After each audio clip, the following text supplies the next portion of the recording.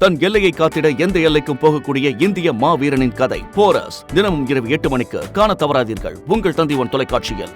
வானிலை ஆர்வலர் திரு செல்வகுமார் சார் இணைப்பில் இணைஞ்சிருக்காங்க. அவங்க கிட்ட பேசலாம். சரி, இப்ப நம்ம பார்க்கக்கூடிய இந்த காட்சிகளாக இன்று நிலவரம் எவ்வாறாக இருக்கும்? தொடர்ந்து இந்த மழையானது எத்தனை நாட்கள் வரை நீடிக்கும் என்று எதிர்பார்க்கலாம்? என்ன நிலவரம் சார்?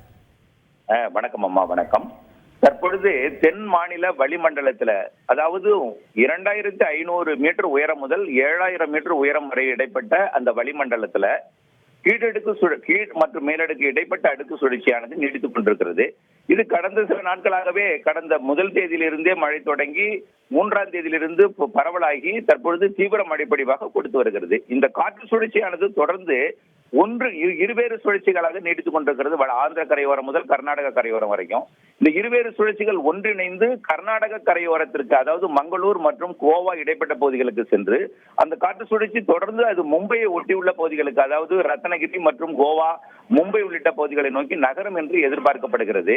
இருந்தாலும் இது நகர்ந்து செல்வதற்கு இன்னும் 2 நாட்கள் பிடிக்கும் என்பதன் காரணமாக இப்பொழுது நீடித்துக் கொண்டிருக்கூடிய இந்த மதியத்திற்கு மேல் மாலை இரவிலே வலுவாக பெய்து கொண்டிருக்கூடிய மழைப்பொழிவு வரக்கூடிய 8ஆம் தேதி வரை தீவிரமாக இருக்கும். அதாவது இன்றைக்கும் நாளைக்கும் தீவிரமாகவே இருக்கும்.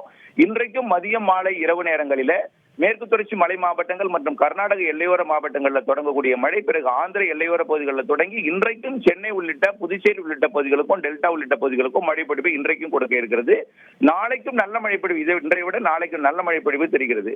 9ஆம் தேதியானது சற்று தீவிரம் குறைந்து கடலோரம் தவிர்த்து உள் மாவட்டங்கள் வரைக்கும் மேற்கு தொடர்ச்சி மலையிலிருந்து கர்நாடக எல்லையோரம், கேரள எல்லை, ஆந்திர எல்லையோரத்தில் தொடங்கி சென்னை வரைக்கும் மழைப்பொழிவு 9ஆம் தேதியும் கொடுக்கும். 9ஆம் தேதிக்கு பிறகு இந்த நிகழ்வானது மும்பையை ஒட்டி விலகி செல்ல இருக்கிற காரணத்தினால 9ஆம் தேதியிலிருந்து ஒரு வாரத்துக்கு மழைப்பொழிவு விலகி இருக்கிறது. அதே நேரத்தில் வெப்பம் வந்துவிடும் என்று அச்சப்பட தேவையில்லை.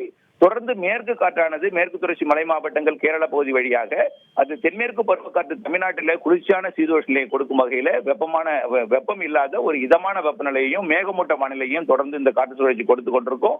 மீண்டும் இந்த மழைப்பொழிவு ஒரு 10 நாட்களுக்கு பிறகு மேலும் ஒரு புதிய காற்று சுழற்சியில் தொடங்கும் என்று எதிர்பார்க்கப்படுகிறது.